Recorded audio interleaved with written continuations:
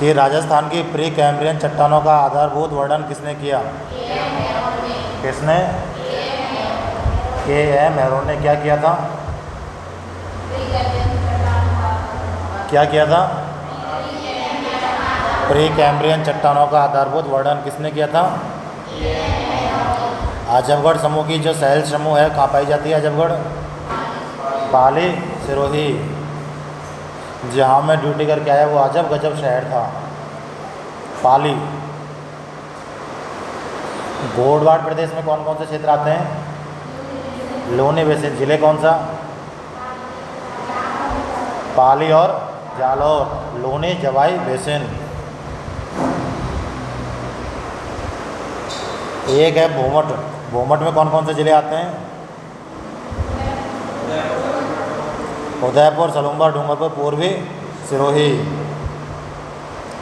लोनी का जो उत्तरी क्षेत्र है वो क्या कहलाता है? थली। थली में कौन कौन से जिले आते हैं? नागौर, बीकानेर, गंगानगर, चूरू। पूर्वी मैदानी प्रदेश में कितने जिले आते हैं? 10। कितने? 10।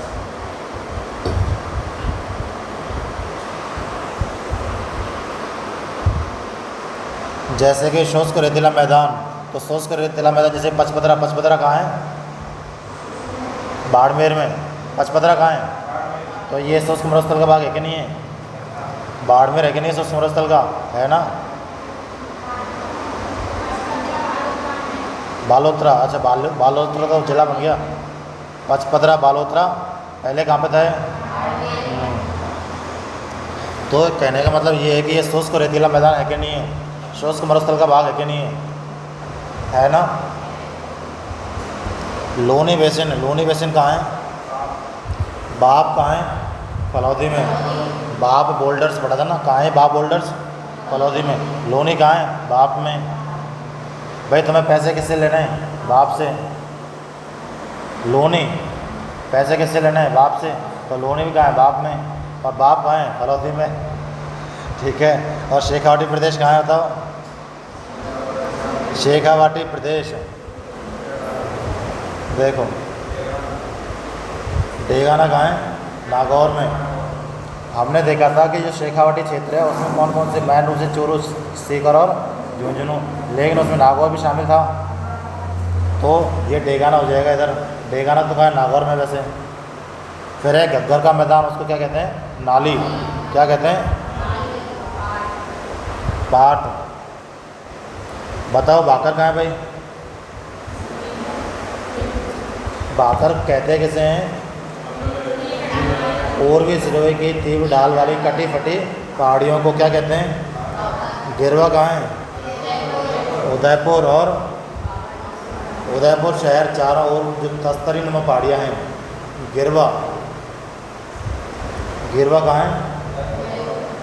जो तस्तरी नुमा पहाड़ियाँ हैं, क्या हैं? तस्तरी नुमा पहाड़ियाँ कहाँ पे? उदयपुर के चारों ओर। उदयपुर में नहीं, उदयपुर के चारों ओर उनको क्या कहते हैं? गिरवा। क्या कहते हैं? गिरवा। अगला है वागड़। वागड़ कहाँ है? इसमें कौन कौन से जिले आते हैं वागड़ में? बीडीपी। और एक है बांगर। एक है बांगर। इसमें कौन कौन से क्षेत्र? और नागौर, पाली और बांगर।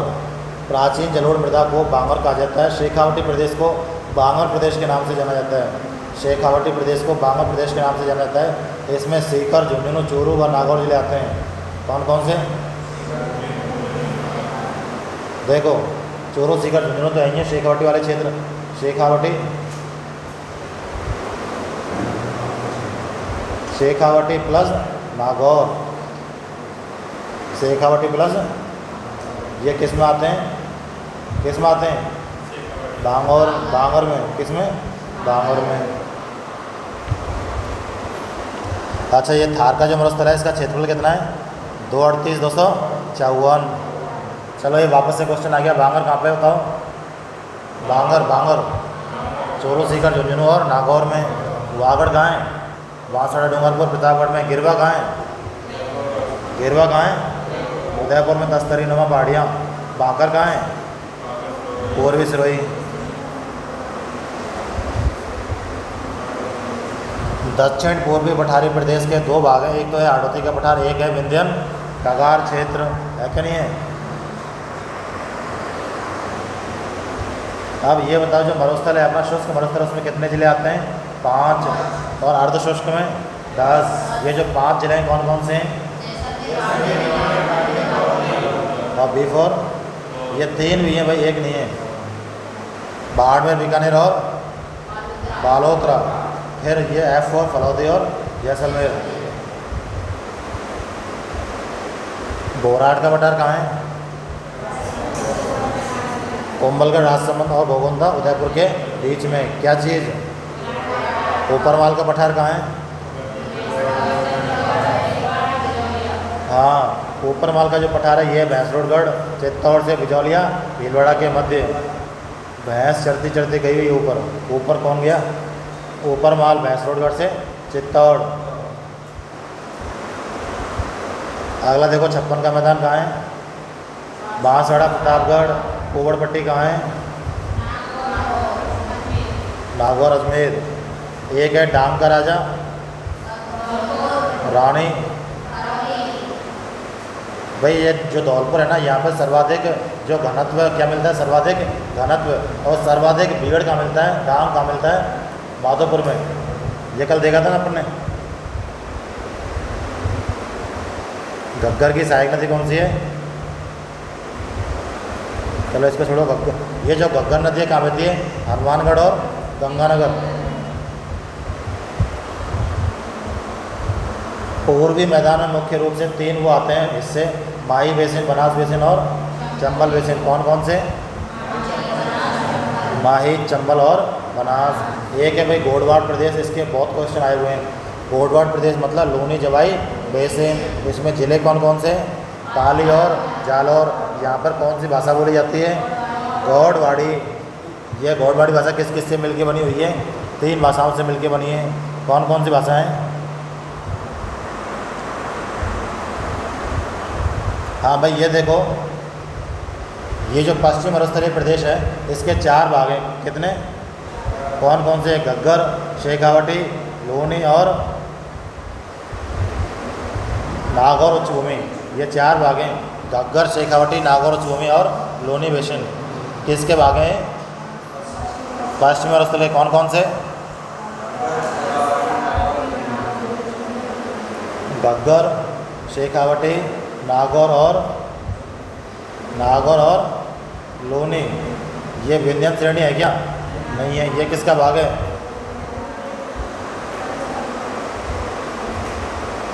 घग्गर, शेखावटी, नागौर उच्चभूमि और लूनी।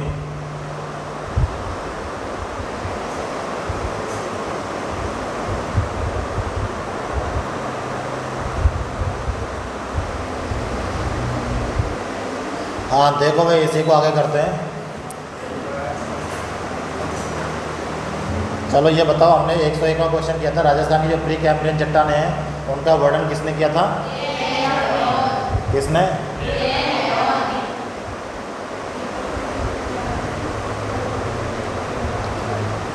हाँ भाई बताओ, क्या बताया था तुमने अभी?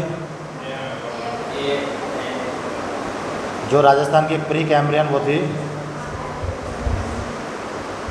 प्री कैम्ब्रियन चट्टानों का वर्णन किसने किया? AM।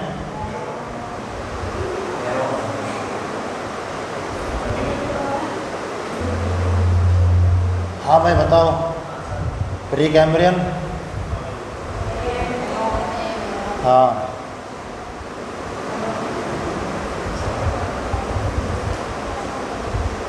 AM हैरोन। अगला देखो, राजस्थान में बांगर और मरु के नाम हैं। क्या चीज़ें बांगर और मरु? पढ़ा था क्या? ये भौगोलिक क्षेत्र हैं बांगर। अब बात आगे किसकी? बांगड़ की। तो बांगड़ में कौन कौन से क्षेत्र हैं? बांसवाड़ा, डूंगरपुर, प्रतापगढ़। ये क्या है? भौगोलिक क्षेत्र हैं।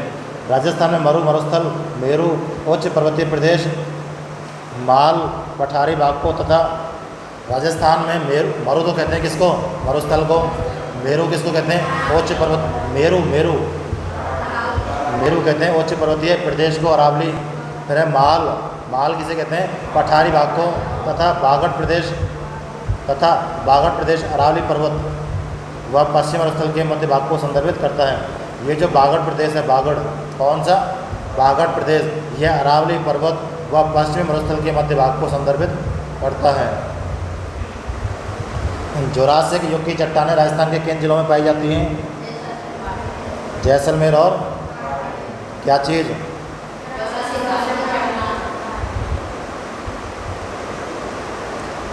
जुरासिक चट्टानें कहाँ पाई जाती हैं बताओ? जैसलमेर और बाड़मेर। जुरासिक चट्टानें कहाँ पाई जाती हैं? जैसलमेर और आगे देखो, राजस्थान में मरुस्थलीकरण का कौन सा कारण नहीं है? यानी कि राजस्थान में मरुस्थल फैल रहा है, यानी कि अभी तो जो मरुस्थल है वो अरावली के उधर ही उधर है। अभी जो मरुस्थल है वो है कहाँ? अरावली के उधर ही उधर। कितने जिलों में? कितने जिलों में? कितने? 12 पढ़े थे कि 12 जिलों में है। लेकिन ये क्या हो रहा है? धीरे धीरे अपने इधर पूर्वी राजस्थान की तरफ फैल रहा है। तो मैं ये पूछ रहा है कि मरुस्थलीकरण का कारण क्या है? ये क्यों फैल रहा है? पहला कारण है, अच्छा कारण नहीं है, क्या पूछा है इसने? पहला कारण है वर्षा की कम मात्रा, विशेषकर पश्चिमी राजस्थान में। सही बात है। दूसरा है बालुका स्तूपों का स्थिरीकरण। भाई बालुका के स्तूप ये स्थिरीकरण थोड़ी है, ये तो हवा के साथ बदलते रहते हैं, तो ये इसका कारण नहीं है। भाई अगर बारिश हो जाती है बालुका स्तूप बनेंगे ही क्यों? बालुका स्तूपों का स्थिरीकरण कोई कारण नहीं है। ये बालुका स्तूप तो ख़त्म भी हो सकते हैं। एक है अतिचारण, जैसे कि अतिचारण का मतलब है कि वहाँ पे जो पेड़ पौधे हैं उनको काटा जा रहा है, अतिचारण हो रहा है। भूमि उपयोग पैटर्न में परिवर्तन, ये भी सही बात है। जैसे कि भूमि उपयोग में जहाँ पे पहले हम खेती करते थे, जहाँ पेड़ पौधे लगाते थे, अब वहाँ क्या कर रहे हैं? हमने वहाँ मकान बना दिया। क्या कर दिया? मकान। तो परिवर्तन हो गया, तो इससे क्या होगा? मरुस्थल बढ़ेगा। तो ये भी इसका एक कारण है। इधर देखो कौन कौन से कारण हैं। एक तो अतिचारण या फिर अनियंत्रित पशु चराई। एक है वृक्ष उन्मूलन या वृक्षों की कटाई। अगला है वर्षा की कमी या फिर अरावली का वृष्टि छाया प्रदेश, जो अरावली के समानांतर कुछ क्षेत्र है वहाँ वर्षा नहीं होती है, या फिर कहीं तो वर्षा की कमी। अगला देखो भूमि उपयोग का बदलता स्वरूप, जहाँ पहले हम खेती करते थे, पेड़ उगाते थे, अब वहाँ हम कुछ भी नहीं करते, वहाँ मकान बनाते हैं। अगला है अन्य मानवीय कारक। अन्य मानवीय कारक कुछ हो सकते हैं पेड़ों को, यही है पेड़ों को काट दिया या कुछ और कर दिया कुछ। मैन तो सबसे पहले यही है अतिचारण, पेड़ों को काटना, वर्षा की कमी और भूमि के उपयोग में परिवर्तन। बालुका स्तूप यदि एक स्थान से दूसरे स्थान पर स्थानांतरित होते हैं वायु अपरदन द्वारा, तो यह मरुस्थल के प्रसार के लिए जिम्मेदार है। लेकिन यदि स्थिर है स्थिरीकरण, तो यह मरुस्थलीकरण के लिए जिम्मेदार नहीं है।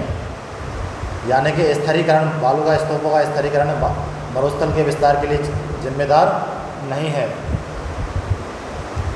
विश्व मरुस्थलीय रोकथाम दिवस कब मनाया जाता है? 17 मरुस्थलीय रोकथाम दिवस। मरुस्थलीकरण रोकथाम दिवस कब मनाया जाता है? बोलो भाई, क्या होता है 17 जून को? याद है कि नहीं है कैद के साथ? ऐसे उठने हिलाने बोलना है भाई। मुझे देखो किसी एक की तो आवाज़ आ नहीं रही, कहीं वैसे कर देते हो, हिला देते हो। 17 जून को क्या होता है बताओ? मरुस्थलीकरण रोकथाम दिवस। अगला देखो, निम्नलिखित में से कौन सा अपने आंतरिक प्रवाह के लिए जाना जाता है? आंतरिक प्रवाह के लिए भाई शेखावटी क्षेत्र है।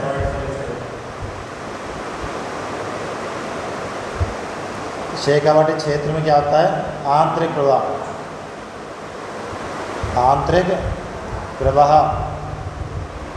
शेखावटी क्षेत्र आंतरिक जल प्रवाह अपवाह क्षेत्र। शेखावटी क्षेत्र चूरू, सीकर, झुंझुनू तथा शेखावटी क्षेत्र में चूरू, सीकर, झुंझुनू और नागौर जो है इसका कौन सा भाग है? उत्तर पूर्वी भाग। औसत ऊंचाई इसकी कितनी है? Average height 450 metre. शेखावटी क्षेत्र में जल शेखावटी क्षेत्र में जल संरक्षण के कच्चे पक्के कुएँ, जो शेखावटी क्षेत्र में जो कच्चे पक्के कुएँ बने हुए उनको क्या कहते हैं? कहाँ पे? शेखावटी क्षेत्र में कच्चे पक्के कुएँ, ये क्वेश्चन आएगा आगे। कच्चे उनको क्या कहते हैं? जोहड़। घास के मैदान को क्या कहते हैं? भीड़। घास के मैदान को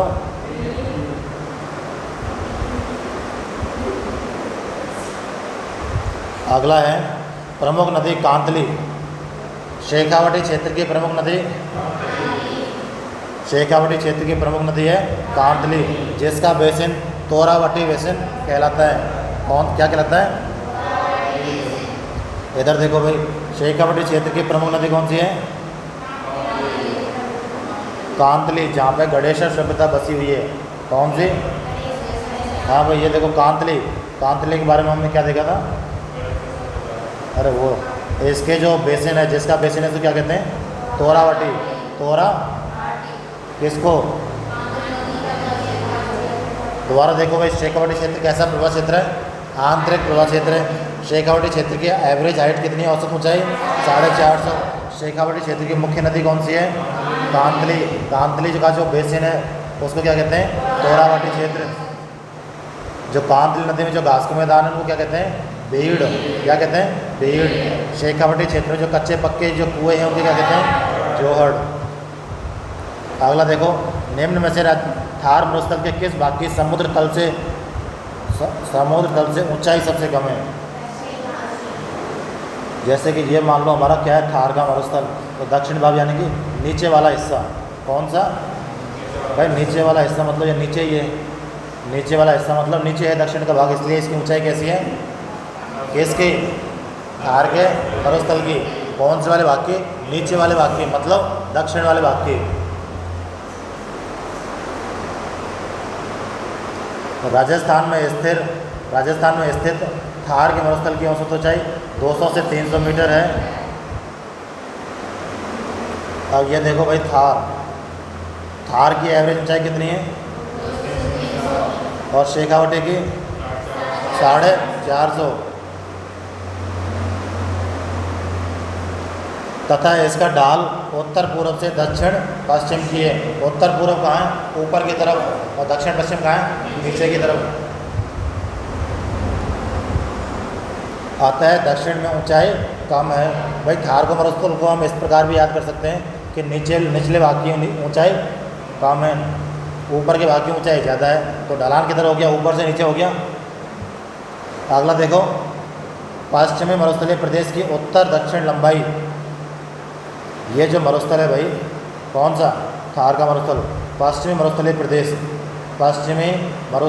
प्रदेश, इसकी उत्तर से दक्षिण लंबाई कितनी है? यानी कि उत्तर से दक्षिण लंबाई कितनी है? 640 किलोमीटर। कितने भाई? तथा पूर्व से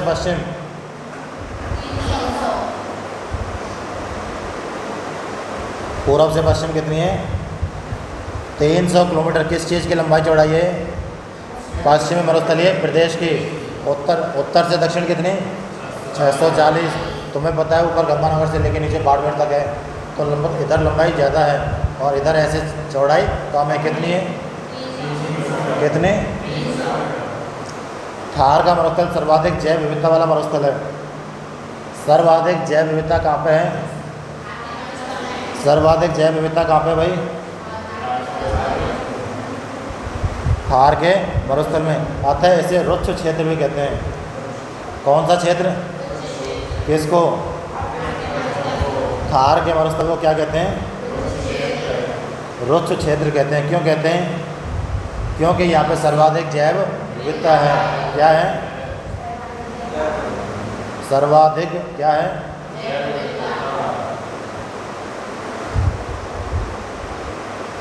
हाँ, थार के मरुस्थल के ऊपर से नीचे की लंबाई कितनी है? 640 किलोमीटर। और इधर पूर्व से पश्चिम की 300। हाँ, सर्वप्रथम यह नाम जो रुक्ष क्षेत्र है, ये किसने दिया था? डॉक्टर ईश्वरी प्रसाद ने। क्या नाम दिया?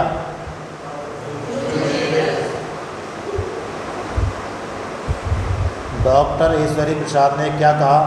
रुक्ष क्षेत्र का किसको कहा? थार। क्यों कहा? क्योंकि यहाँ सर्वाधिक क्या है? जैव विविधता। अगला देखो, जैसलमेर में किस प्रकार के बालू का स्तूप पाए जाते हैं? अनुदैर्ध्य। अनुदैर्ध्य बालू का स्तूप जो प्रचलित पवन के समानांतर, जैसे कि मान लो हवा यूँ चल रही है, हवा यूँ चल रही है, तो ये भी ऐसे ही बनेंगे इसके समानांतर, हवा के समानांतर। अणु का, जैसे कि मैं कहूँ तुम्हें मेरे अनुसार चलना पड़ेगा, मतलब मेरे हिसाब से, अनुसार, अनुरूप, इसका मतलब है उसी के हिसाब से, तो हवा के हिसाब से या हवा के समानांतर। ये कह रहा है देखो, जो हवा के कैसे बनते हैं? समानांतर।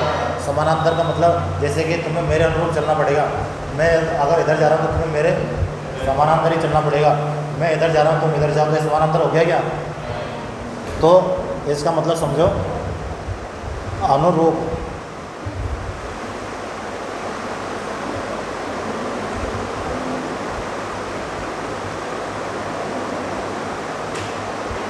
अनुदैर्ध्य। अनुदैर्ध्य बालू का स्तूप कौन से होते हैं? जो हवा के, जैसे ये हवा चल रही है तो इधर साथ साथ में क्या चल रहा है? बालू का स्तूप चल रहा है, यानी कि समानांतर। अनुदैर्ध्य बालू का स्तूप सर्वाधिक कहाँ पाए जाते हैं? कहाँ पे?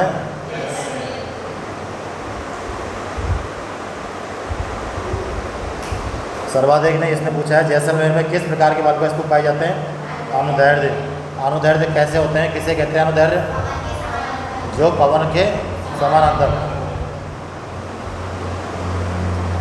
जिन्हें क्या कहते हैं? सीप भी कहते हैं। क्या कहते हैं? जो अनुदैर्ध्य बालू का स्तूप है इन्हें क्या कहते हैं? सीप। क्या कहते हैं? सीप। सीप बालू का स्तूप पवन के कैसे बनते हैं? 90 डिग्री पे समानांतर या अपोजिट, कैसे बनते हैं? समानांतर। राजस्थान में जैसलमेर तथा बाड़मेर में सर्वाधिक पाए जाते हैं। कहाँ कहाँ पे पाए जाते हैं अब ये बताओ? जैसलमेर और, क्वेश्चन में तो ये पूछ लिया कि बताओ जैसलमेर में कौन से पाए जाते हैं? जैसलमेर में कौन से? अनुदैर्ध्य। लेकिन अब क्वेश्चन ये आ जाए कि अनुदैर्ध्य कहाँ कहाँ पाए जाते हैं? जैसलमेर और बाड़मेर। जैसलमेर और क्या पाया जाता है? जैसलमेर और बाड़मेर में अनुदैर्ध्य बालू का स्तूप। इनको और क्या कहते हैं? सीप। ये पवन के विपरीत दिशा में पाए जाते हैं। कैसे? समानांतर। अब क्या मतलब ध्यान है? ये तुम सो जाए बीच बीच में, आवाज़ आनी चाहिए एक एक की। राजस्थान के किस क्षेत्र में अनुप्रस्थ बालू का स्तूप मिलते हैं? भाई अनुप्रस्थ देखो, अनुप्रस्थ होते हैं जो लंबवत पाए जाते हैं, जो समकोणीय। एक तो होता है अनुदैर्ध्य, यानी कि मेरे अनुसार समानांतर। एक होता है अनुप्रस्थ, समकोण। ये होते हैं क्या? अनुप्रस्थ।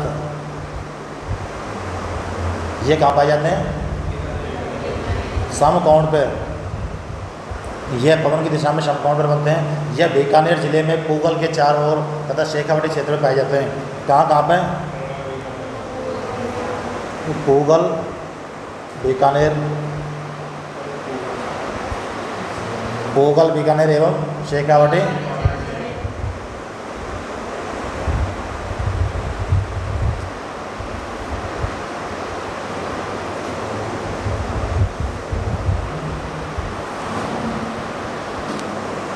हाँ भाई दोबारा बताओ, हमारा क्वेश्चन है राजस्थान के किस क्षेत्र में अनुप्रस्थ बालू का स्तूप मिलते हैं? चलो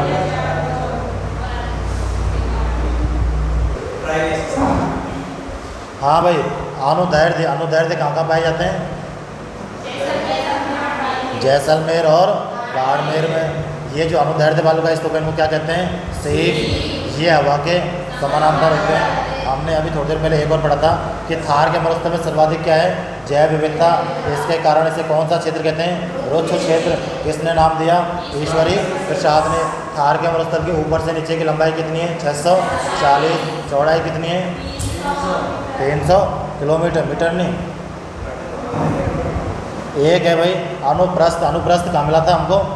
एक तो शेखावाटी में और पूगल, बीकानेर के चारों ओर। अनुप्रस्थ हवा के समकोण। और क्या पढ़ा था? यही है। आगे देखो सीप हमने पढ़ा था अभी, सीप बराबर, अरे बताओ सीप बराबर,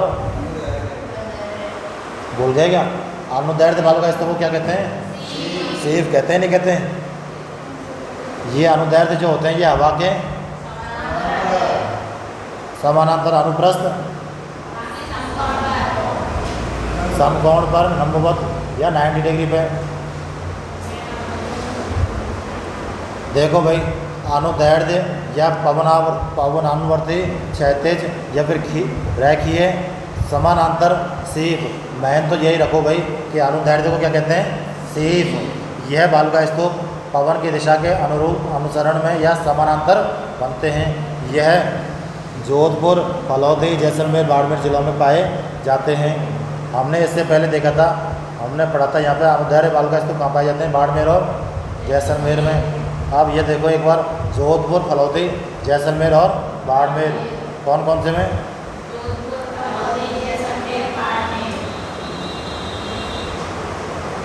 बताओ। जोधपुर,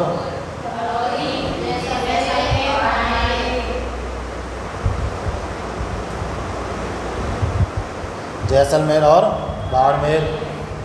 कहाँ कहाँ मिलते हैं अनुदैर्ध्य? जोधपुर, फलौदी, जैसलमेर, बाड़मेर।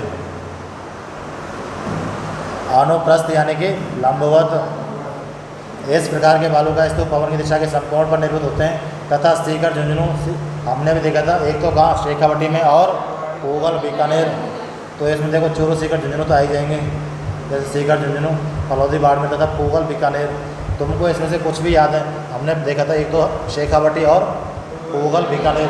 तुम्हें ज़्यादा याद नहीं, कोई बात नहीं, कुछ तो याद है भाई। ज़्यादा में तो क्या है, बहुत सारे मिक्स हो जाते हैं, क्योंकि कई बार क्या होता है अनुप्रस्थ भी मिल रहा है जैसलमेर में, अनुदैर्ध्य भी मिल रहा है, वो भी मिल रहा है। हाँ तो बताओ एक बार भाई, हमने अनुप्रस्थ याद किए थे कि नहीं किए थे? एक तो मिला था कहाँ? पूगल और शेखावटी क्षेत्र में, शेखावटी क्षेत्र में चूरू, सीकर, झुंझुनू और नागौर आता है क्या? वैसे नागौर भी आता है। अब आते हैं बरखान की ओर। बरखान ये होते हैं, बरखान किसे कहते हैं? अर्ध चंद्राकार बालू का स्तूप। यह सर्वाधिक गतिशील बालू का स्तूप है। कौन सा? जो बरखान है, जो बरखान है इसको बोलते हैं अर्ध चंद्राकार। तुम्हें पता है चंद्रमा सुबह मतलब शाम को इधर है तो घूमता घूमता इधर मिल जाएगा। यानी कि सबसे अधिक गतिशील कौन से हैं? बरखान बालू का स्तूप है कि नहीं है? सर्वाधिक गतिशील कौन से? तो सर्वाधिक गतिशील कौन से? बरखान। फिर यह अनुप्रस्थ बालू का स्तूपों के दोनों किनारों पर मिलते हैं।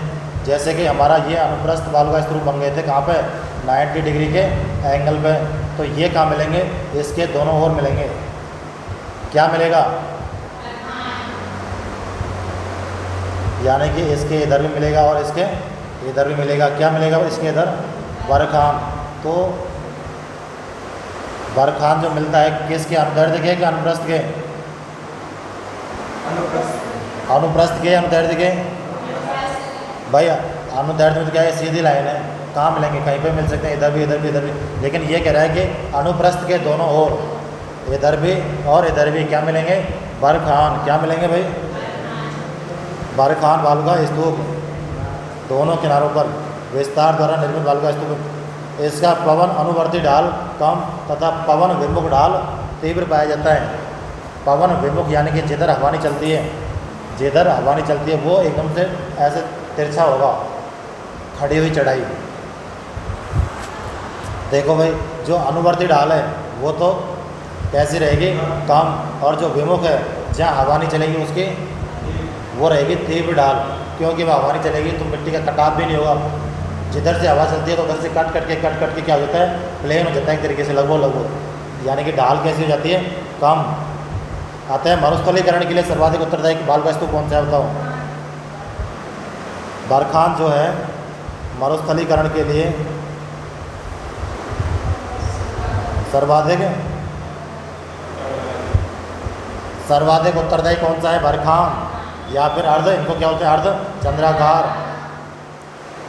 इस प्रकार के बालू का स्तूप घग्गर बेसिन यानी कि सूरतगढ़, अनूपगढ़, बालेरी चूरू, देशनौक, लोणकरण, बीकानेर, बालोतरा, ओसियां, जोधपुर में देखने को मिलते हैं। इसमें एक है कौन सा इम्पोर्टेंट, बालेरी चूरू। क्वेश्चन आया था एक बार कि बालेरी चूरू में किस प्रकार के बालू का स्तूप पाए जाते हैं, वो तो है ही है। चलो सबसे पहले उसी को ले देते हैं, बालेरी को। बालेरी और कौन कौन से, चलो बताओ एक बार। जैसे कि घग्गर बेसिन, घग्गर बेसिन में कौन कौन से, अनूपगढ़ और सूरतगढ़, और उसके बाद बालेरी चूरू हो गया। देशनौक कहाँ है बताओ, तो देशनौक में पाए जाते हैं ये भाई। देशनौक के बाद में कहाँ, लोणकरण, लोणकरण कहाँ है, हमने देखा था बीकानेर में एक क्षेत्र है कौन सा, पोगल, वहाँ कौन से, अनुदैर्ध अनुप्रस्थ, अनुप्रस्थ है भाई गूगल में। अनुदैर्ध तो दो में थे, जैसलमेर और बाड़मेर में। हाँ भाई कहाँ पे, ये देखो अनुप्रस्थ जो बालू का स्तूप है कहाँ पाए जाते हैं, अनुप्रस्थ बालू का स्तूप बीकानेर, गूगल में पाए जाते हैं, और शेखावटी में। और लोणकरण बीकानेर में कौन से पाए जाते हैं, बरखान। लोणकरण कहाँ पे है, बीकानेर में। और उसके अलावा है एक बालोतरा, बालोतरा कहाँ है, बालोतरा पहले बाड़मेर में था तो एक उदय जिला बन गया, तो बालोतरा में हो गया। एक है ओसियां, जोधपुर,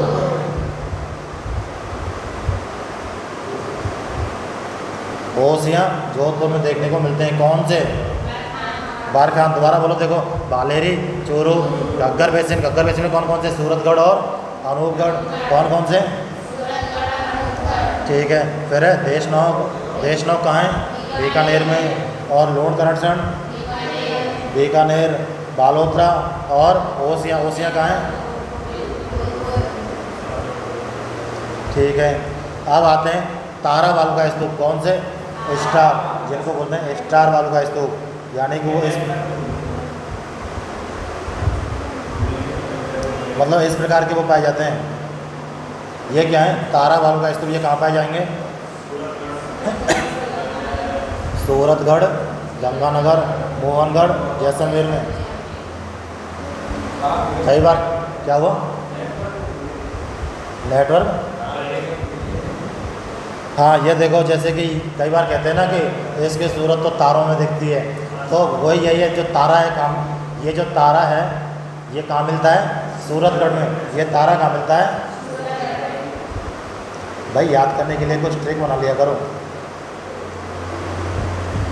हाँ भाई, ये तारा बालू का स्तूप कहाँ मिलता है, सूरतगढ़, गंगानगर हो गया। फिर एक मोहन,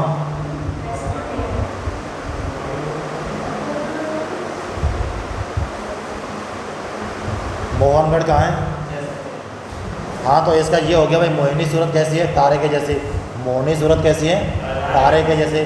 तो मोहनगढ़ और सूरतगढ़ में क्या मिलेगा, तारा बालू का स्तूप, कौन सा, तारा बालू का स्तूप। ये हो गया भाई कौन सा हमारा, तारा बालू का स्तूप। अगला देखो, अगला है पैराबोलिक बालू का स्तूप। पैराबोलिक यानी कि आकृति इसकी होती है कैसी, हेयर पिन, किसकी,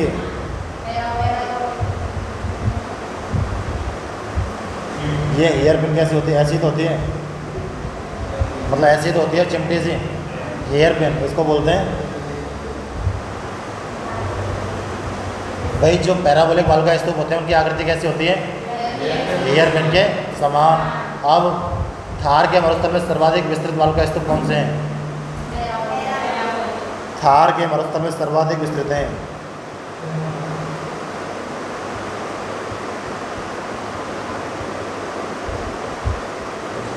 थार के मरुस्थल में सर्वाधिक विस्तृत कौन से हैं, इनकी आकृति कैसी होती है, हेयर पिन के समान। एक है तारा बालू का स्तूप, ये कहाँ पाए जाते हैं, मोहिनी सूरत, तारा, मोहिनी सूरत कहाँ है, तारों में। तो सूरतगढ़ और मोहनगढ़, सूरतगढ़ कहाँ है, गंगानगर में, और मोहनगढ़ कहाँ है, जैसलमेर में। तो बताओ तारा बाल का स्तूप कहाँ पाए जाते हैं? सूरतगढ़ और मोहनगढ़ में। सूरतगढ़ कहाँ है? श्रीगंगानगर और मोहनगढ़ जैसलमेर। अब उसके बाद देखो बरखान, ये बरखान कहाँ पाए जाते हैं? बालेर, चोरो, आगे बोलो। घग्गर वैसे में कौन कौन से? घग्गर वैसे में सूरतगढ़ और अनूपगढ़। और उसके बाद में देशनोक कहाँ है?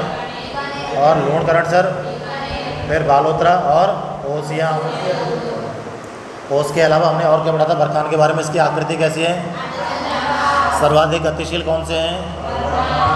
भाई जो चंद्रमा के समान है वही गतिशील होगा। जो चंद्रमा शाम को देखो तो इधर और सुबह देखो तो इधर।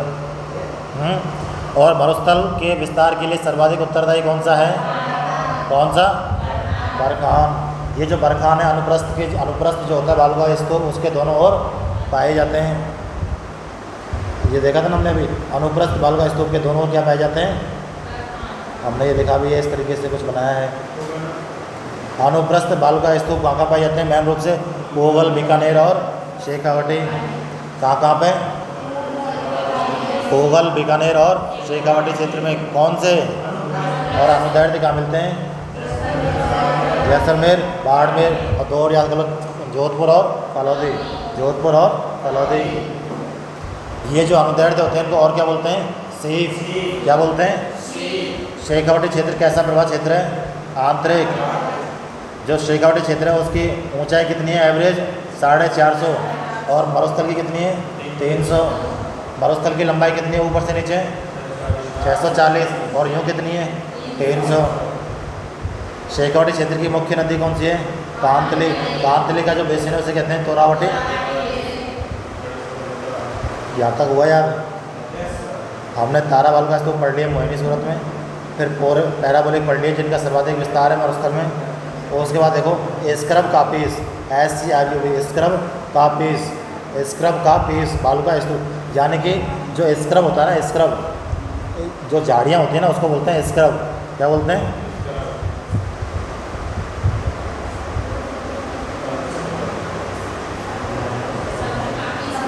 हाँ वो तो सब्र काबिज होता है, लेकिन उसकी इंग्लिश जो होती है ना, इंग्लिश वो होती है SCRUB। वो सब्र काबिज लिखते हैं, लेकिन वो कुछ भी बोलो तुम्हें जो बोलना है, स्क्रब बोलो या सब्र काबिज बोलो, लेकिन ये स्क्रब या सब्र बोलते हैं किसको बोलते हैं? झाड़ियों को।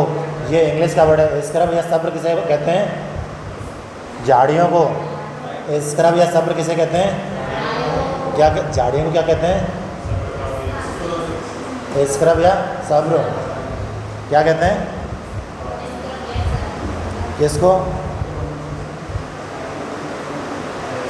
हाँ तो ये यही कह रहा है भाई। देखो स्क्रब बालुका स्तूप झाड़ियों के सहारे निर्मित होते हैं। भाई झाड़ियों के सहारे कौन से बनते हैं? स्क्रब कापिस या सब्र कापिस, जो भी तुम बोलो। जैसलमेर में पाए जाते हैं। जैसलमेर में पाए जाने वाले बालुका स्तूपों को स्थानीय भाषा में दरियन कहते हैं। जो जैसलमेर में पाए जाते हैं बालुका स्तूप उनको क्या कहते हैं? दरियन। कहाँ पाए जाते हैं? दरियन कहाँ पे? दरियन कहाँ पे पाए जाते हैं? जैसलमेर में। जैसलमेर में पाए जाने वाले बालुका स्तूपों को स्थानीय भाषा में क्या कहते हैं? दरियन। किसे कहते हैं? जोधपुर एवं फलौदी जिले में सभी प्रकार के बालुका स्तूप देखने को मिलते हैं। जोधपुर एवं फलौदी में सभी प्रकार के, चाहे अनुदैर्ध्य हो, अनुप्रस्थ हो, बरखान हो, सब्र कापिस हो, पैराबोलिक हो। पैराबोलिक की आकृति कैसी होती है? हेयर पिन के समान। तो जोधपुर में और फलौदी में ये सब प्रकार के, सभी प्रकार के बालुका स्तूप देखने को मिलते हैं। ऑल कहाँ मिलते हैं भाई? ऑल एक तो जोधपुर और फलौदी। बालुका स्तूपों का सर्वाधिक स्थानांतरण मार्च से जुलाई में होता है। बालुका स्तूपों का सर्वाधिक स्थानांतरण किस महीने में होता है? ट्रांसफ़र बोल दो इसको, ट्रांसफ़र। ये जो स्तूप है बालुका स्तूप, इनका जो ट्रांसफ़र होता है सर्वाधिक कब से कब तक होता है? मार्च से जुलाई। तुम ये मान के चलो कि ये जो बालुका स्तूप हैं ये हैं कौन? मास्टर हैं ये लोग। इनका ट्रांसफ़र होना है जब स्कूल लगभग जब बंद हो जाते हैं ना। स्कूल कब खुले? जुलाई में खुले नहीं, तो मतलब जुलाई तक नहीं ट्रांसफ़र होते हैं। कब तक? क्या हाँ फरवरी में खुल गए। हाँ तो कोई बात नहीं, मैं कह रहा हूँ कि बंद कब रहते हैं, मार्च से लेकर जुलाई तक, मार्च से लेकर जुलाई तक स्कूल बंद रहते हैं लगभग। तो इनका भी जो ट्रांसफ़र होता है बालू का स्तूप किस महीने में होता है सर्वाधिक? मार्च से जुलाई। क्वेश्चन देखो अगला, नियम राजस्थान में निम्नलिखित में से कौन से बालू का स्तूप का प्रकार नहीं है? भाई बरखान मिलते हैं क्या? ये मेन रूप से मिलते हैं चोरू बालेरी में, बालेरी सीप मिलते हैं नहीं मिलते? इनको क्या कहते हैं? अनु बैठ दे, जैसलमेर बाड़मेर और दो और याद कहते हैं जो फलौदी और देखो जैसलमेर बाड़मेर फलौदी और एक है पैराबोलिक हेयर पेन के समान होते हैं। ये थली क्या चीज़ है बताओ? किसका?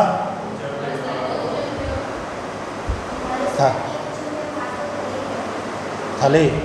एक होती पाट, थली हमने पढ़ा था, एक पढ़ा था हमने पाट। पाट किसे कहते हैं? और पाट या नाली या हाँ।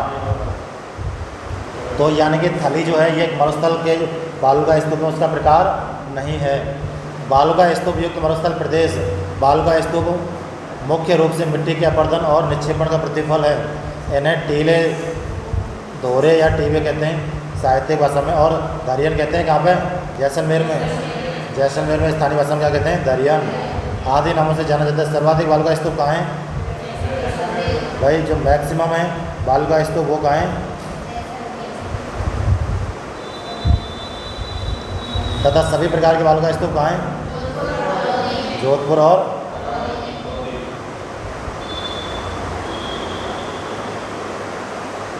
एक है बालू का स्तूप का प्रकार नहीं है, बरखान है, पैराबोलिक है, सीप है, इनसेल वर्ग। ये इनसेल वर्ग क्या है? नहीं जा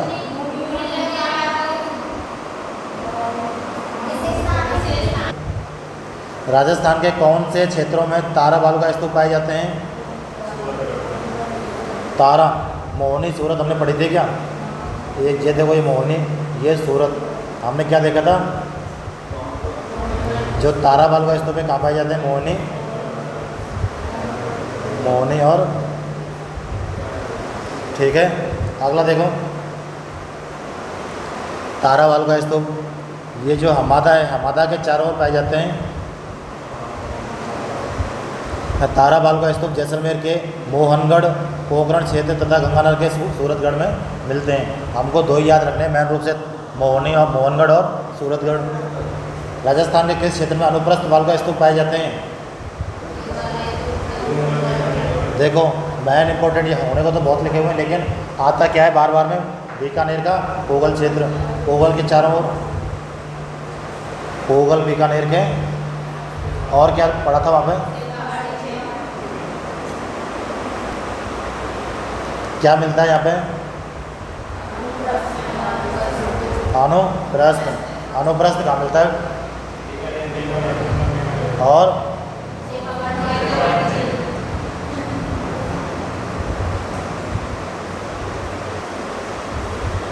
हाँ भाई ये देखो, थार के मरुस्थल में पाए जाने वाले अर्धचंद्राकार रेत के टीलों को क्या कहते हैं? भाई अर्धचंद्राकार यानी कि बरखान, बरखान को क्या कहते हैं? अर्धचंद्राकार। सर्वाधिक गतिशील कौन से हैं? ये बरखान है। और मरुस्थल के लिए सर्वाधिक जिम्मेदार कौन से हैं? बरखान।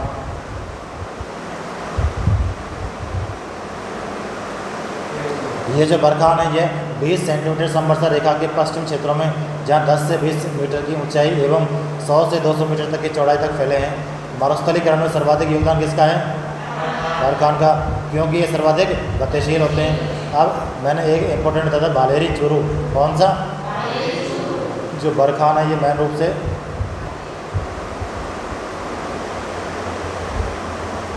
बालेरी चूरू, फिर जैसलमेर, सीकर, सूरतगढ़, लूण, करणसण और करणी माता देशनोक बीकानेर में, फिर बाड़मेर, बालोतरा, ओसिया, जोधपुर, डेढ़वाना, कुचावन में मिलते हैं। यह बालू का स्तूप बंद पवनानुमुखी ढाल व तीव्र, ये वही है मतलब ऐसे होते हैं ये, जिधर से हवा बहेगी, जैसे हवा यूँ जा रही है हवा, तो जिधर से हवा बहेगी उधर तो ढाल होता है थोड़ा कम, और जिधर हवा नहीं बहती जो पवन विमुख होते हैं उधर ढाल कैसी है? तीव्र। और इधर ढाल कैसी है? कम।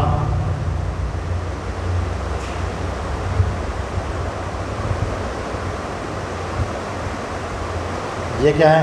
बरखान।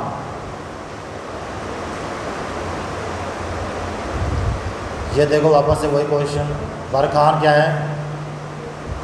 अरे एक बालू का स्तूप का प्रकार है, कोई डेल्टा झील है, पहाड़ी थोड़ी है। क्या है? बालू का स्तूप यानी कि रेत का टीला है। निम्न में से थार मरुस्थल के भाग कौन कौन से हैं? एक है देखो गौड़वाड़ प्रदेश, लूनी बेसिन है कि नहीं है? फिर शेखावाटी प्रदेश, ये तो नहीं है भाई। हमने ऊपर से पढ़े थे देखो घग्गर बेसिन, कौन कौन से? घग्गर, नागौर, ये चूमी, लूनी बेसिन और गौड़वाड़ प्रदेश। देखो घग्गर आ गया, बनास आ गया, एक बनास नहीं है। देखो ऊपर ही ऊपर थे घग्गर, फिर शेखावाटी, फिर नागौर चूमी है क्या? नागौर चूमी, नागौर चूमी, और नीचे नीचे एक और थी लूनी बेसिन।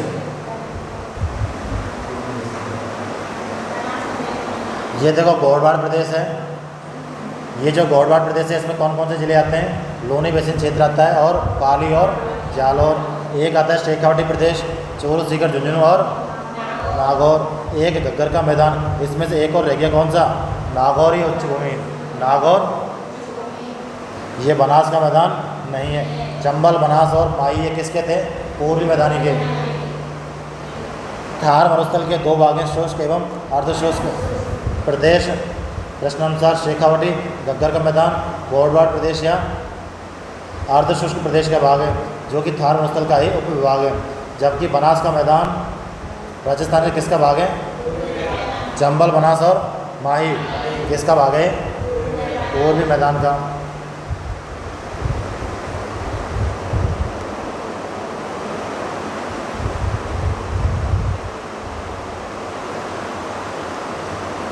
राजस्थान में मरुस्थल का विस्तार किस दिशा में हो रहा है बताओ?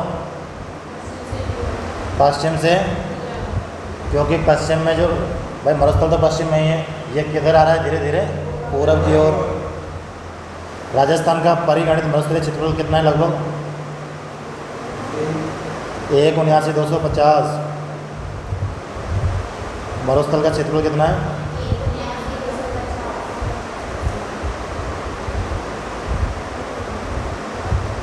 कितना है? क्या चीज़ है? किस चीज़ का? अगला देखो राजस्थान भूभाग के क्षेत्र का कितना भाग रेगिस्तान है? रेगिस्तान कितना है भाई? भाई तुम्हें पता है 61% कितना? ये 100 का कितना भाग है बताओ? लगभग 2/3 है। लगभग 2/3 तो कितना होता है? लगभग 66 होता है, लगभग लगभग। तो ये 2/3 के आसपास ही है लगभग। भाई राजस्थान का क्षेत्र मान लेते हैं 100 है, और मरुस्थल का कितना है? 61.11 है। तो 61 100 का लगभग लगभग कितना है ना? तो 2/3। अगला देखो भू जलवायु वेग प्रमाणों के आधार पर आज से लगभग कितने वर्ष पहले राजस्थान का मरुस्थल का अस्तित्व नहीं था? 7000। राजस्थान के कितने जिलों में थार का मरुस्थल फैला हुआ है? 12 जिलों में। राष्ट्रीय कृषि आयोग ने राज्य के 12 जिलों को मरुस्थलीय जिले माना है, किंतु वर्तमान नए जिलों के अनुरूप पुनर्गठन के पश्चात मरुस्थलीय जिलों की अनुमानित संख्या 16 है। कौन कौन से? गंगानगर, हनुमानगढ़, जैसलमेर, फलौदी आ गया, बालोतरा आ गया, फिर बीकानेर, नागौर, ब्यावर आ गया। जिले का ब्यावर का जो है कौन सा? उत्तर पश्चिमी भाग। एक आ गया डीडवाना, कुचामन, फिर सीकर, झुंझुनू, चूरू, जालौर, पाली, बाड़मेर और जोधपुर। यानी कि पहले कितने थे? अब इसमें 4 जो नए ज़िले हैं वो और आ गए। कौन कौन से? फलौदी, बालोतरा, ब्यावर और डीडवाना, कुचामन। कौन कौन से?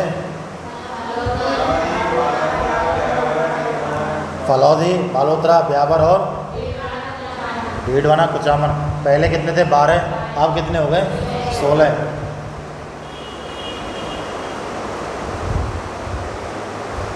राजस्थान के मरुस्थल के विषय में इनमें से कौन सा कथन सही है?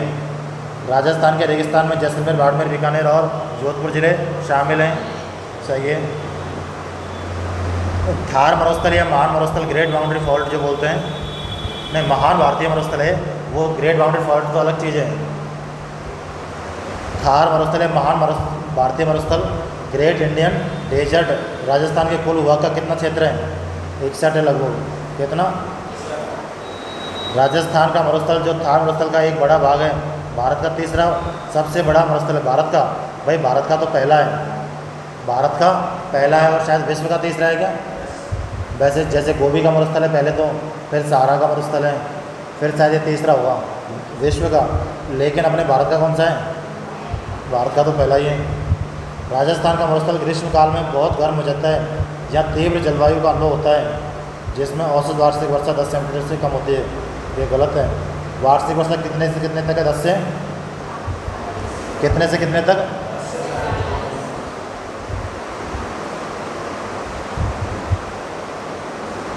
ठीक है भाई। मरुस्थल का क्षेत्रफल कितना? 61.11 है। यहाँ जनसंख्या कितनी? 40%। यहाँ मिट्टी कौन सी? एंटीसोल या एरिडोसोल। या वनस्पति कैसी? कटीलेदार झाड़ियाँ, जो झाड़ियों के पास मिलते हैं, जो बालू का स्तूप, सब्र का बीज है, स्क्रब का बीज। बरखान बालू का स्तूप प्रधानतः राजस्थान के कौन से जिलों में पाए जाते हैं? ये जो बरखान होते हैं कौन से? ये पाए जाते हैं जहाँ 20 सेंटीमीटर वर्षा रेखा होती है, लगभग 20 सेंटीमीटर समवर्षा। बरखान कहाँ पाए जाते हैं? 20 सेंटीमीटर। कहाँ पाए जाते हैं बरखान?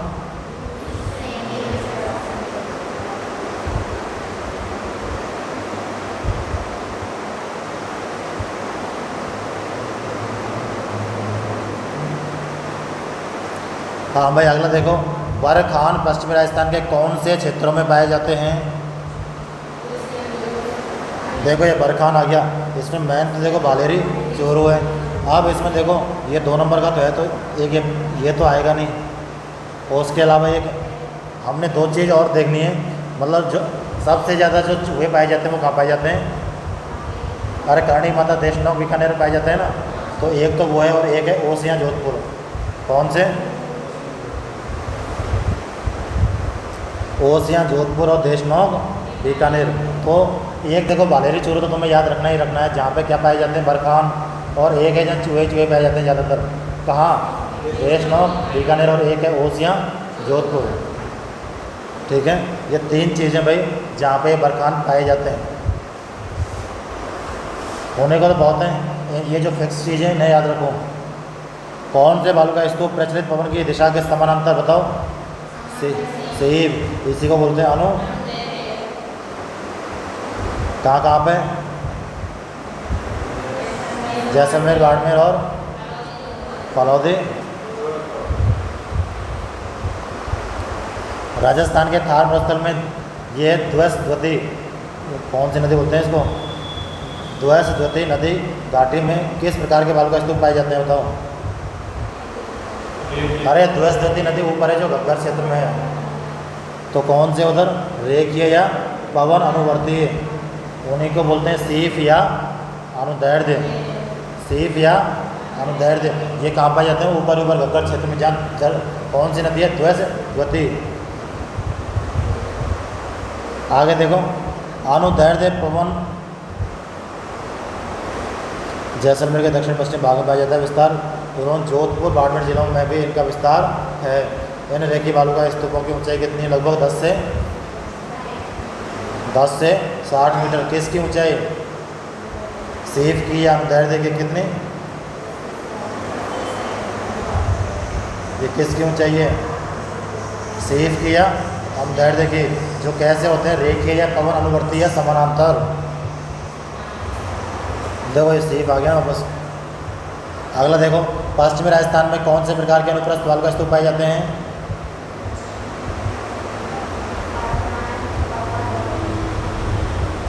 पश्चिमी राजस्थान में कौन से प्रकार के अनुप्रस्थ बालू का स्तूप पाए जाते हैं?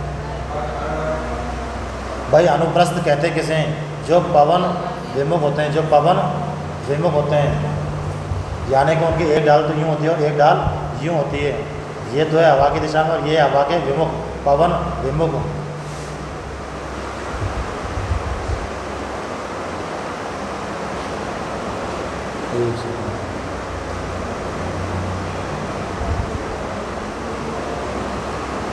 पश्चिमी राजस्थान में कौन से प्रकार के अनुप्रस्थ बालुका स्तूप पाए जाते हैं?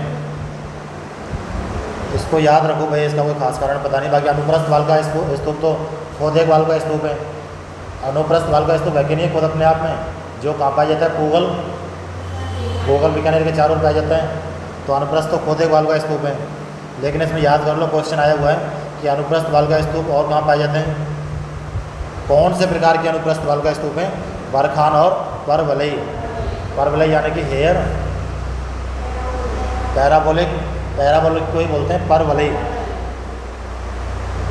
सीफ, पवन विमुख, रेखीय आदि अनुदैर्ध्य तथा बरखान परवलई अनुप्रस्थ बालुका स्तूप हैं।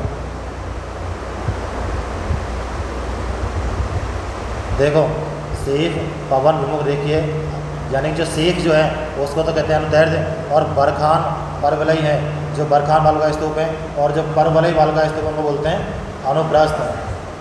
ये जो है चंद्राकार बालुका स्तूप जो है इनको क्या कहा जाता है? बरखान। क्या कहा जाता है? बरखान। चंद्राकार बालुका स्तूपों को क्या कहते हैं? मरुस्थल के विस्तार में सर्वाधिक योगदान किसका? बरखान का।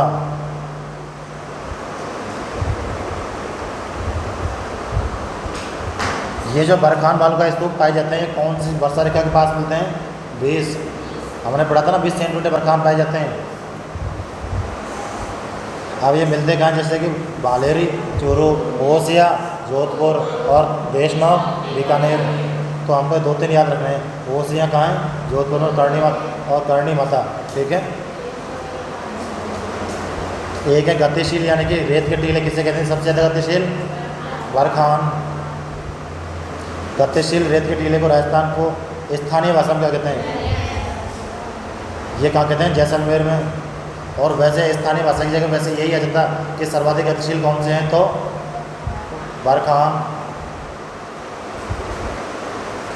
पश्चिमी राजस्थान में शुष्क मरुस्थल को क्या कहते हैं? बालू रेत के टीले को कहते हैं दरियन। दरियन के अधिक फैलाव के कारण थली, जो रेत का टीला है दरियन, इसका अगर अधिक फैलाव हो जाता है तो क्या बनता है? थली, यानी कि रेत ही रेत। वायु द्वारा लाई गई समस्त बालू का भार शीर्ष के छोर पर वायु की मंद गति पड़ने के कारण छोड़ दिया जाता है। जैसे रेत का टीला कैसे बनता है? यूँ ही तो बनता है। यहाँ पर जो रेत है छोड़ दी जाती है, क्यों? क्योंकि यहाँ पर जो वायु का जो प्रभाव है वो कम पड़ जाता है, मंद गति पड़ जाती है, तथा इसकी दोनों भुजाओं के बीच वायु की रगड़ से गर्त बन जाता है, जिसे स्थानीय भाषा में किसको? दरियन को। तो फिर ये ऐसे नहीं बनेगा, ये ऐसे बनेगा उल्टा।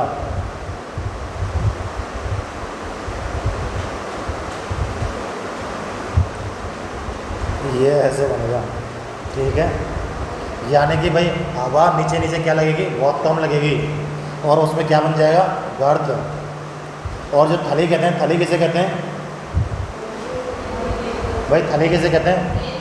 रेतीले जो ऊपर वाले क्षेत्र हैं उनको ही तो कहते हैं। अभी थोड़ी देर पहले तुमने बताया था थली किसे कहते हैं?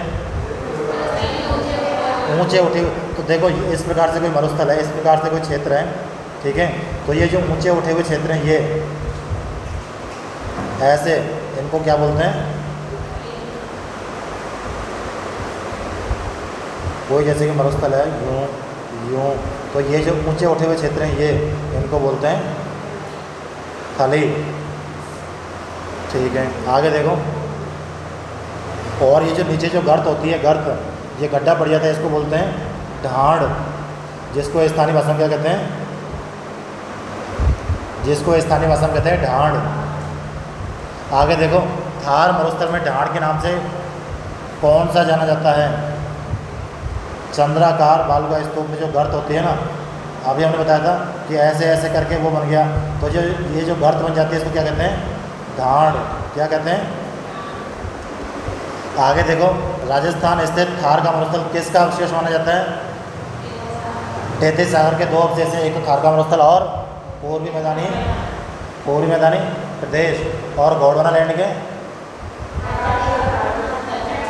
अरावली और दक्षिण पूर्वी पठारी प्रदेश। देखो भाई, थार का रेगिस्तान एवं पूर्वी मैदानी भाग किसी समय किसके भाग थे? 33 के। एक तो थार लिख देते हैं और एक पूर्वी मैदानी। गोंडवाना लैंड के कौन कौन से हैं? अरावली और दक्षिण पूर्वी पठारी प्रदेश। तैतीस सागर के अवशेष के रूप में राजस्थान में आज भी सांबर डीडवाना जो खारे पानी की झीलें हैं ना, जो खारे पानी की झीलें हैं वो किसका अवशेष है? तैतीस सागर की।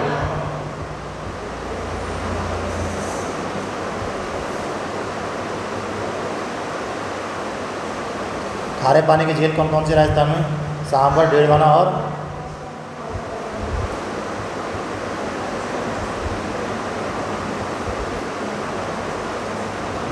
सांबर डीडवाना और पचपदरा। पचपदरा कहाँ है?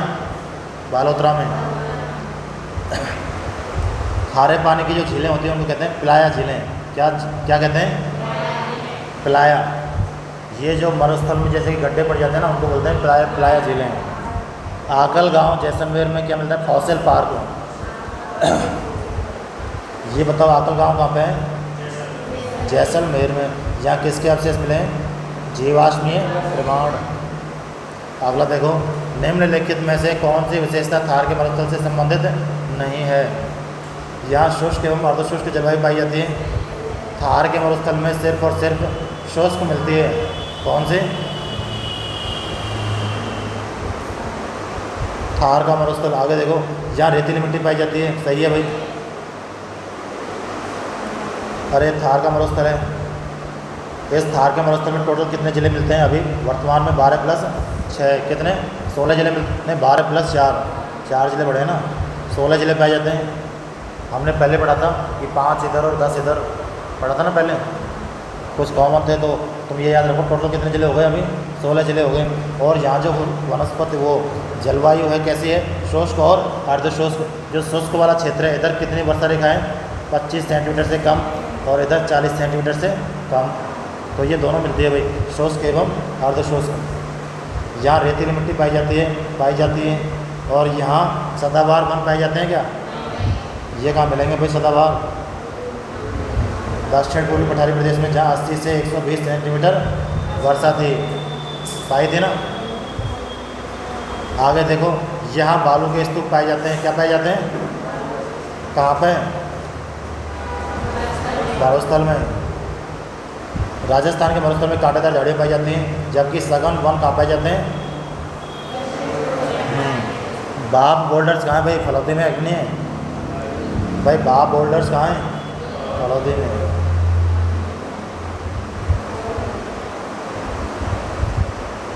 पर्मियन कार्बोनिफोरस बाप बोल्डर बेड फलौदी के बाप गांव के आसपास गोलाश्म संस्तर तालचीर बोल्डर के समकालीन माने जाते हैं। तुम तो ये याद रखो कि जो बाप बोल्डर है कहाँ पाए जाते हैं? फलौदी। बाप बोल्डर जो युग है ये कौन सा युग है? कार्बोनिफेरस। कौन सा?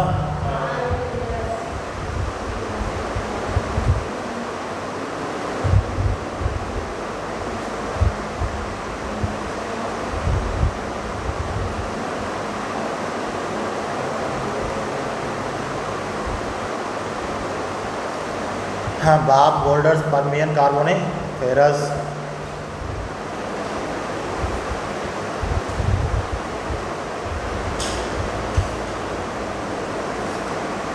ये कहाँ पाए जाते हैं बाप बोल्डर्स?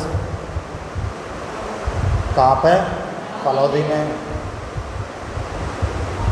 हाँ भाई, क्वेश्चन ये था अपना, बाप बोल्डर्स युग किससे संबंधित है? पर्मियन कार्बोनिफेरस से। किससे संबंधित है? पर्मियन कार्बोनिफेरस से। किससे? पर्मियन कार्बोनिफेरस किससे संबंधित है?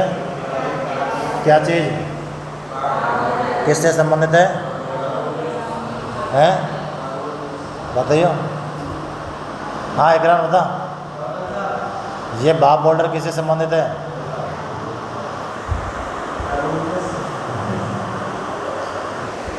मतलब मैं जब बताऊँ जब तो तुम्हें बोलना नहीं है। पीछे में पता नहीं हारमोनियम में क्या है। अरे ये हारमोनियम नहीं है, ये कार्बोनियम है। पर्मोनियम कार्बोनिफेरस। कौन सा? Permian Carboniferous. क्या चीज़? बाप बोल्डर्स। कहाँ पर है ये? पश्चिमी रेतीले मैदान की पूर्वी सीमा निर्धारित, जैसे कि ये हमारा पश्चिम मरुस्थल है, तो इसकी जो पूर्वी सीमा ये वाली कितने सेंटीमीटर देखकर निर्धारित करती है? कौन से? वैसे तो 40 सेंटीमीटर करती है ना, लेकिन 40 तो इसमें है नहीं, इन्होंने 50 माना है, तो तुम भी 50 मान लो, तुम 40 क्यों मानो है भाई? ये उसमें पढ़ा है अपन ने, 25 से 40 पढ़ा है ना, 25 तो शुष्क वाला हो गया इधर, फिर 25 से 50 है, 40 है, वो 50 है क्या? तो 50 से लिख लो इसको, 25 से 50 सेंटीमीटर जो वर्षा रेखा है वो क्या निर्धारित करेगी? मरुस्थल की पूर्वी सीमा। 30 सेंटीमीटर वर्षा रेखा, 30 सेंटीमीटर। तुम्हें पता है जो मरुस्थल के जो बीच में जो होते हैं ना, ये 25 सेंटीमीटर समवर्षा रेखा है, तो यहाँ कौन कौन से ज़िले पाए जाएंगे? ये कहाँ से निकलेगी? जोधपुर और हनुमानगढ़ से। कहाँ से? तुम्हें पता है जैसलमेर तो इधर है बॉर्डर पे, गंगानगर ऊपर है, बाड़मेर नीचे है, तो ये हल्के से मतलब हमने ये मरुस्थल पढ़ा था ना ऐसे, तो बीच में है ये। कहाँ पे? बीच में, जोधपुर और हनुमानगढ़। ये रेखा ऊपर, यहाँ पे तो हनुमानगढ़ पे है, ऊपर तो कहाँ है? हनुमानगढ़ पे। जैसे ये हमारा राजस्थान हो गया, तो इसमें ऊपर तो है हनुमानगढ़ और नीचे क्या है? जोधपुर। आगे देखो, राजस्थान में ड्यून मुक्त ट्रैक्ट पाया जाता है। ड्यून मुक्त, ड्यून होता है मिट्टी, यानी कि टिब्बा मुक्त पथ। बीकानेर, पोखरण, जैसलमेर, फलौदी एवं बालोतरा के उत्तरी भाग में चूना पत्थर, बलुआ पत्थर की चट्टानें जो कि जुरासिक इयोसीन से संबंधित हैं, यह चट्टानी क्षेत्र टिब्बा मुक्त पथ कहलाता है। कुल मिला के ये है कि जहाँ मरुस्थल नहीं पाया जाता है, मरुस्थल नहीं पाया जाता है, अर्थात चट्टानी क्षेत्र पाया जाता है। तुम्हें पता है कि मरुस्थल जहाँ मिट्टी नहीं होती, मिट्टी का अपरदन हो जाता है, तो बचते क्या है? चट्टान। उसको क्या कहते हैं? इनसेन पर्वत। उसका उदाहरण क्या पढ़ा था हमने? कौन सा पर्वत? आबू का पर्वत पढ़ा था ना, उसका उदाहरण। तो यही कह रहा है कि ड्यून मुक्त, यानी कि जहाँ ये बालुका स्तूप नहीं है, यहाँ चट्टानें हैं। कहाँ पे हैं? ये जो क्षेत्र है, कौन सा? बीकानेर, जैसलमेर, फलौदी और पोखरण। और तुम्हें पता है जो सोलर जो लगाते हैं ना, वो ज़्यादातर इसी क्षेत्र में लगाते हैं। क्यों? क्योंकि यहाँ रेत का कोई झंझट नहीं है, नहीं तो सोलर के ऊपर वो आ जाएं रेत के टीले। ये कहाँ पे बताओ? बीकानेर। कहाँ? बीकानेर, जैसलमेर, फलौदी। पहले यहाँ जोधपुर हुआ करता था, लेकिन अभी क्या है? फलौदी। और एक है पोखरण। पोखरण कहाँ है? ठीक है। एक ट्राइंगल बनता है। क्या ट्राइंगल? जो सेज जो प्रोजेक्ट ना, एक सेज सोलर एंटरप्रेन्योर जोन, इस प्रकार का एक जोन है, वो यहीं पे है, जहाँ पे क्या है? चट्टानें हैं, रेत के टीले नहीं हैं। कहाँ पे? बीकानेर, जैसलमेर, पोखरण और फलौदी। यहाँ पे क्या है? रेत के टीले नहीं हैं। क्या है? चट्टानें हैं। और दूसरी बात, जहाँ रेत के टीले नहीं होती, चट्टानें होती है, उसको क्या बोलते हैं? इनसेन वर्ग। उदाहरण आबू पर्वत। अगला देखो, पश्चिमी राजस्थान के रेतीले क्षेत्र बालुका स्तूप मुक्त है। मुक्त बताओ भाई। 41.5। और युक्त कितना है?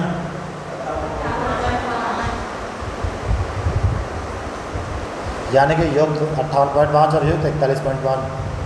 पश्चिमी रेतीले राजस्थान में बालुका स्तूपों का विस्तार देखो, ये याद करना कोई खास जरूरी नहीं है, इसको याद करते करते तो बावड़े हो जाएंगे।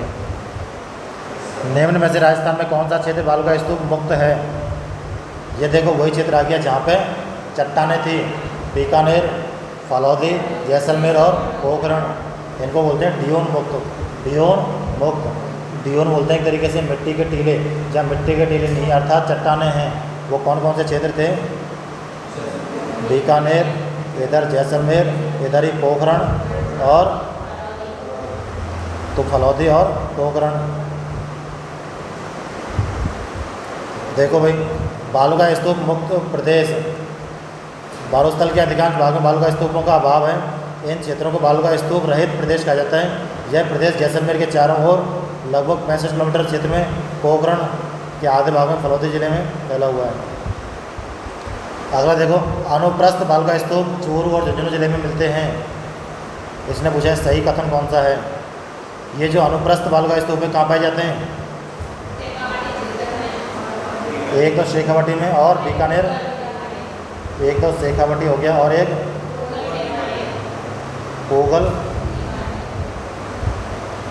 तो देखो अनुप्रस्थ चूरू और झुंझुनू जिलों में सही है गलत है? ये हो गए कौन से अनुप्रस्थ। अब है अवरोधी बालुका स्तूप पुष्कर क्षेत्र में मिलते हैं। अवरोधी, ये अवरोधी वही है कौन से अनुप्रस्थ।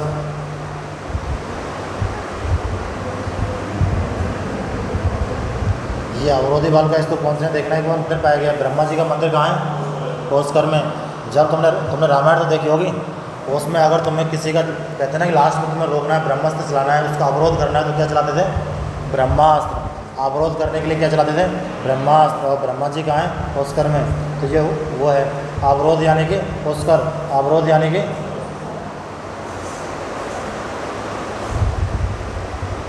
जोधपुर जिला बाल का स्तूप मुक्त जिला है। सही है गलत है? गलत है भाई, मुक्त नहीं है, युक्त है। जोधपुर जिले में मिलते नहीं मिलते हैं भाई। हमने पढ़े थे कि डियोन मुक्त कौन से हैं?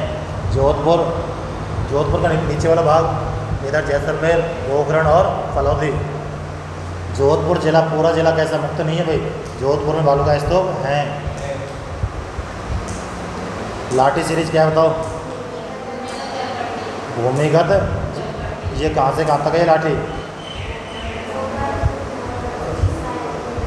पोखरण व मोहन, जैसलमेर से पोखरण व मोहनगढ़ तक पाकिस्तान सीमा के सारे एक भूगर्भीय जल भ्रत की चौड़ी पट्टी है, जिसको भौगोलिक बेल्ट कहते हैं, जिसे लाठी सीरीज भी कहते हैं, जिसे चांदन नलकूप भी कहते हैं। क्या कहते हैं? पेयजल आपूर्ति के कारण इसे थार का गढ़ा। भाई लाठी सीरीज को और क्या कहते हैं? चांदन नलकूप और थार का। ये कहाँ से कहाँ तक है? पोखरण से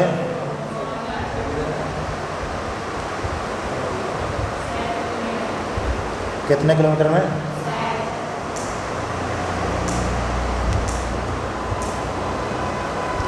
आगे देखो, थार का गढ़ा किसे कहते हैं? एक बांगड़ पट्टी है भाई, बांगड़ पट्टी। ये कहाँ मिलती है? अजमेर नागौर में, पढ़ी थी ना कल।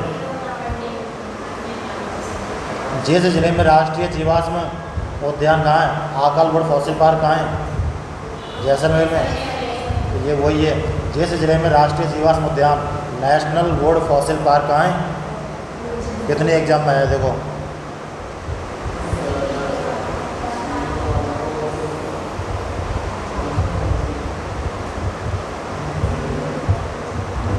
जैसलमेर से 17 किलोमीटर दूर जैसलमेर बाड़मेर मार्ग पर स्थित इस क्षेत्र में कास्ट जीवाश्म पार्क यानी कि वुड फॉसिल पार्क बनाया गया है। यहाँ 21 हेक्टेयर क्षेत्रफल में 18 करोड़ वर्ष पूर्व के सागरीय जीवाश्म पाए गए। आकल वुड फॉसिल पार्क का समय जुरासिक काल का है। किस काल का है भैया? भाई क्वेश्चन आते हैं ना वैसे प्रकार से रिलेट करके आते हैं। आकल वुड फॉसिल पार्क में कौन से समय के जीवाश्म हैं?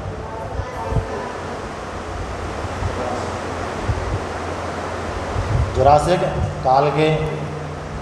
यहाँ विश्व में प्राचीनतम लकड़ी के अवशेष मिले हैं। आगे देखो भाई, जैसलमेर स्थित आकल कास्ट जीवाश्म की आयु लगभग कितनी है? 18 करोड़ वर्ष। कितनी है भाई? जो जैसलमेर में जो लकड़ी मिली है वो कितने वर्ष पुरानी है? 18 करोड़ वर्ष। और ये कौन से काल से संबंधित है? जुरासिक। एक है लाठी फॉर्मेशन की उम्र क्या है? लाठी, ये जो लाठी फॉर्मेशन है ये वही, इसी को मान लो जुरासिक काल। यानी कि जुरासिक काल में क्या हुआ था?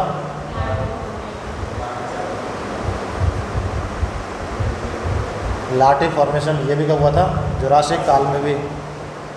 आगे देखो, लाठी फॉर्मेशन राजस्थान में मिसोजोइक महाकल्प के चट्टानी अनुक्रम जैसलमेर में विस्तृत है। ये लाठी फॉर्मेशन कहाँ पे है? जैसलमेर में। कहाँ पे? ये जुरासिक से क्रिटेशियस काल तक फैला है। लाठी सीरीज निम्न जुरासिक काल के हैं। प्रमुखतः बलुआ पत्थर जीवाश्म काष्ठ के साथ पाए जाते हैं। शैल समूह में अनावृत बीजर पादप जिसको बोलते हैं एंजियोस्पर्म, गैस्ट्रोपाडा और जठर बाग, ये पता है क्या क्या है। तो हम इतना याद रखो कि ये जो आकलपुर फॉसिल पार्क है इसका समय कौन सा है, जुरासिक काल।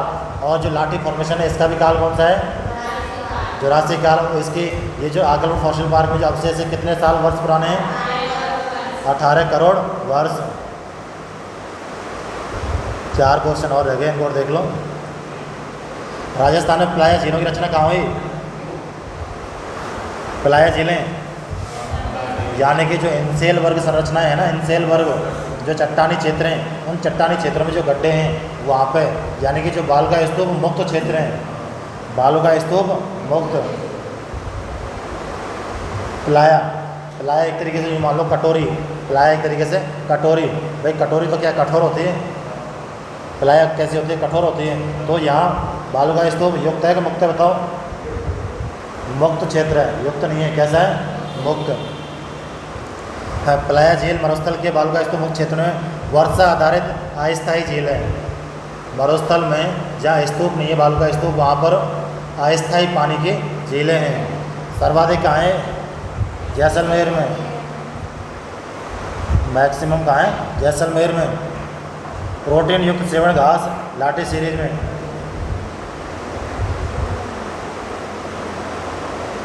अगला देखो, राजस्थान के किस जिले में प्लाया झीलें पाई जाती हैं। भाई मैक्सिमम कहाँ है, मैक्सिमम जैसलमेर में। क्या, प्लाया। ये जो प्लाया झील है निम्न कगारों से घिरी रहती है, मतलब एक तरीके से घिरी कैसे रहती है, इधर भी क्या है बालू का के वो हैं और इधर भी वो हैं, यानी कि यहाँ पे वो बालू का इसको मिलती है जहाँ पे चट्टानें होती हैं। जैसलमेर में सर्वाधिक पाई जाती हैं। सिरोही जिले में तीव्र ढालयुक्त कटी फटी झाड़ियों क्या कहते हैं, कहते हैं नहीं कहते हैं। और भी सिरोही में तीव्र ढाल वाली कटी फटी पहाड़ियों को बाकर। ऊपर माल कहाँ से कहाँ तक है, भैंसरोडगढ़ चित्तौड़ से बिजौलिया। एक है भाई गिरवा कहाँ है, तस्तरी उदयपुर। उदयपुर के चारों ओर तस्तरी नुमा पहाड़ियाँ। एक है बोराट का पठार।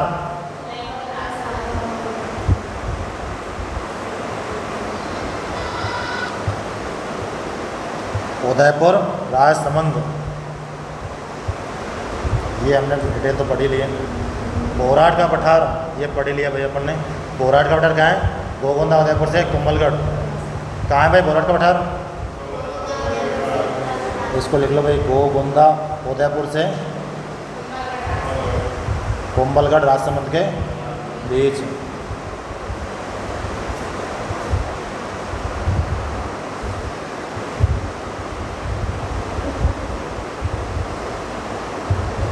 ये देखो भाई ऊपर माल का जो पठार है, यहाँ पर धाकड़ जाति के लोग रहते हैं। विजय सिंह पथिक का मूल नाम था भूप सिंह। विजय सिंह पथिक का मूल नाम क्या था, भूप सिंह। ये जो विजय सिंह पथिक है इसकी क्या है, कर्मस्थली क्या, ऊपर माल का पठार। 149 देखो, कथनों पर विचार कीजिए, इनमें से सही देखना है, सही कौन सा है। अरावली मरुस्थल के पूर्ववर्ती विस्तार को रोकता है, सही है गलत है। जैसे ये राजस्थान है, ये बीच में क्या है अरावली, और इधर ये 16 जिले हैं, तो अरावली इस विस्तार को रोकता है, सही है। राजस्थान की सभी नदियों का उद्गम अरावली है, गलत है भैया। तो सभी नदियों का उद्गम अरावली है क्या, नहीं है। जैसे कुछ पहाड़ियाँ उधर से भी निकलती हैं, अलवर साइड से। अरावली प्रदेश धात्विक खनिजों से समृद्ध है, डी ऑप्शन सही है भाई। अरावली में खनिज ही खनिज हैं। अब जैसे कि तुम तो ये मालूम जहाँ पहाड़ है वहाँ क्या है, खनिज है। राजस्थान में वर्षा का वितरण प्रारूप अरावली से प्रभावित नहीं होता है, नहीं होता है क्या, अरे होता है भाई। इसके समानांतर तो बारिश ही नहीं होती। हमारे राजस्थान में जो वर्षा को निर्धारित करता है कौन करता है, अरावली करती है।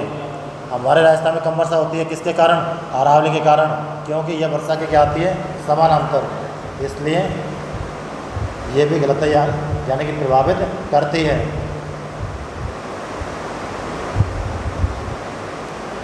अब इसको पढ़ो थोड़ा सा। अधिकांश नदियों का उद्गम तो अरावली से है, जैसे कि लोनी, बनास, बड़गंगा, कांतली, कोठार इत्यादि। लेकिन कुछ नदियों का उद्गम मैदान व रेगिस्तान भाग से होता है तथा कुछ नदियाँ मध्य प्रदेश की विंध्य पहाड़ी। हमने कल एक जो चंबल नदी है कहाँ से निकलती है? मध्य प्रदेश की जनाबाव की पहाड़ी से निकलती है ना।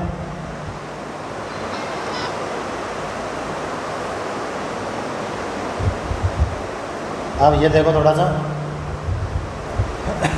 अरावली खनिजों की दृष्टि से कैसा है? समृद्ध है। कैसा है? सही है। अरावली जैव विविधता की दृष्टि से कैसा है? संपन्न है। जैसे कि रावली, टौड़गढ़, कुंभलगढ़, नारगढ़ अभ्यारण्य, यानी कि इन क्षेत्रों में क्या है? अभ्यारण्य है, जहाँ जीव जंतु हर प्रकार के बहुत ज़्यादा पाए जाते हैं, जहाँ बहुत बड़े बड़े जंगल हैं। ये रावली टारगढ़ उधर ही था भाई, राजसमंद। अरावली ने राजस्थान की कला व संस्कृति को अक्षुण्ण बनाए रखा है तथा पर्यटन की दृष्टि से भी महत्वपूर्ण है। जैसे कि कहीं कोई पहाड़ी क्षेत्र में शेर चीते हैं तो पर्यटन बढ़ेगा नहीं बढ़ेगा? तो पर्यटन को भी इसने बना के रखा है। अरावली बंगाल प्रभा व अरब प्रभा के मध्य जल विभाजक का कार्य करती है। जैसे कि एक बंगाल की खाड़ी का मानसून है, एक अरब सागर का मानसून है, तो इनके बीच में इसको प्रभावित करता है। अरावली के पश्चिम भाग में अर्धशुष्क, जैसे कि ये राजस्थान है, ये अरावली है, तो इसके पश्चिम में इधर कौन सी जलवायु मिलेगी? PSHW। कौन सी? PSHW। इसको क्या बोलते हैं? अर्धशुष्क। कौन सी? ये जलवायु वाले चैप्टर में पढ़ रहे होंगे तुम। PSHW अर्धशुष्क। तथा पूर्वी भाग में आर्द्र, इधर वो पूर्वी मैदानी प्रदेश है, तो इधर कौन सी मिलेगी? CWG मतलब आर्द्र। इसलिए ये अर्धशुष्क व आर्द्र जलवायु का विभाजक है कि नहीं है? पश्चिम में कौन सी? PSHW, BS, और पूरब में कौन सी? CWG। अरावली अरब सागर से आने वाली मानसून शाखा के समानांतर है। ये जो अरावली है अरब सागर से, इधर तो है अरब सागर और इधर है बंगाल की खाड़ी। अब यहाँ से मानसून ऐसे उठेगा, ऐसे उठता है, तो ये रोक पाएगा कि अरावली इस मानसून को? लेकिन बंगाल की खाड़ी से उठेगा ये ऐसे, तो ये रोकेगा क्या? इसलिए अरब सागर से तो होती है सिर्फ 10% बारिश, और बंगाल की खाड़ी मानसून से होती है क्या? हाँ, बंगाल की सीधे हो रही है 90%, क्योंकि अरावली जो है उसको रोक लेती है। अतः पश्चिम भाग में वर्षा नहीं होती है। अतः अरावली वर्षा वितरण को प्रभावित करती है कि नहीं करती? अरावली के पश्चिम में 50 सेंटीमीटर से कम वर्षा तथा अरावली के पूर्व में 50 से अधिक। राजस्थान में विश्व के प्राचीनतम पर्वत पाए जाते हैं जो गोंडवाना लैंड के भाग हैं। उनका नाम क्या है? भाई तुम्हें पता है कि विश्व की प्राचीनतम वलित पर्वतमाला है कौन सी? और ये जो ये अरावली किसका भाग है? गोंडवाना का। किसका? कौन कौन से हैं गोंडवाना के? एक तो अरावली और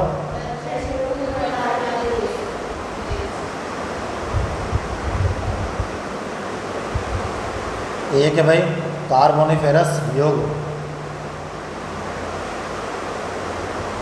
देखो ये जो अंगारा लैंड है इसके अपने राजस्थान में कोई अवशेष तो है नहीं, इसके हैं 33 सागर के और गोंडवाना लैंड के। 33 सागर के हमारे राजस्थान में कौन कौन से अवशेष हैं? मरुस्थल प्रदेश और पूर्वी मैदानी प्रदेश।